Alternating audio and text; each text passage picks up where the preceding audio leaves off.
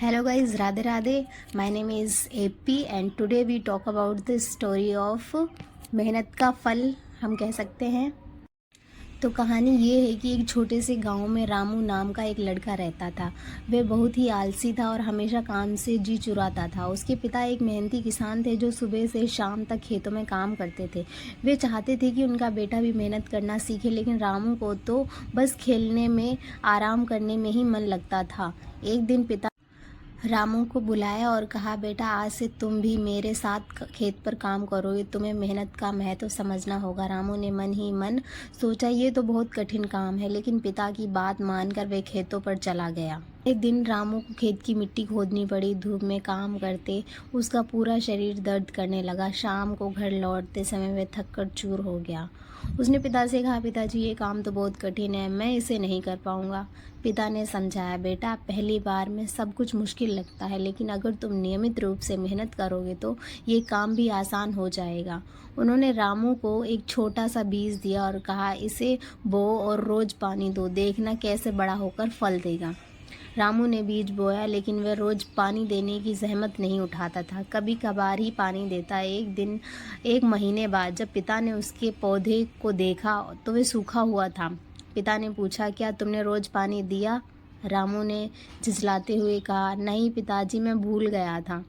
पिता ने समझाया, देखो बेटा, जिस तरह इस पौधे को पानी और देखभाल की ज़रूरत थी, उसी तरह हर काम में नियमित मेहनत ज़रूरी होती है। बिना मेहनत के कुछ भी नहीं मिलता।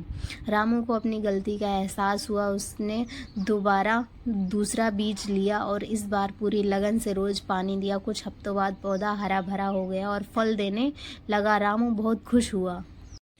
अब रामू ने न सिर्फ खेत में मेहनत करनी शुरू की, बल्कि पढ़ाई में भी ध्यान लगाया।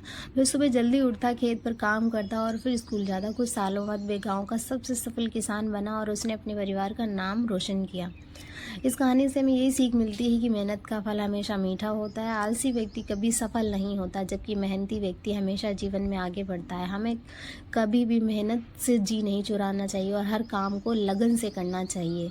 ये कहानी बच्चों को अनुशासन का महत्व सिखाती है, बच्चों को ही नहीं बल्कि बड़ों को भी, क्योंकि आज का यूथ जो जनरेशन है वो अपने काम को सही ढंग से नहीं करता है। ये 99% आई थिंक गलती यही होती है कि वह अपने काम पर ध्यान नहीं देते, कंसिस्टेंसी नहीं रखते, उस काम को पूरी मेहनत करते हैं लेकिन अनुशासन नहीं रखते। तो कंसिस्टेंसी एंड डिसिप्लिन रखना बहुत ज़रूरी होता है काम में, बिकॉज़ अगर हम ये नहीं रखेंगे तो बिकॉज़ हम सभी जानते हैं कि हम पेट से सीख के नहीं आते, बाहर ये जो भी है दुनिया में रहकर ही सीखते हैं। तो ये हमारी ज़िम्मेदारी है। अगर हमें अपने परिवार को सफल बनाना है, खुद को सफल बनाना है, तो अपने काम को मेहनत, लगन और कंसिस्टेंसी और डिसिप्लिन के साथ करना होगा और ईमानदारी के साथ करना होगा। अगर हम ऐसे अपने काम को करेंगे तो हम कभी भी सफल नहीं रहेंगे और हमेशा पॉजिटिव थिंकिंग ही रखनी चाहिए। हाँ, ये होगा। अगर आप मन में बड़े सपने नहीं रखोगे तो कभी सफल नहीं होगे। तो keep discipline, keep consistency always. Thank you so much. Please like, share and subscribe.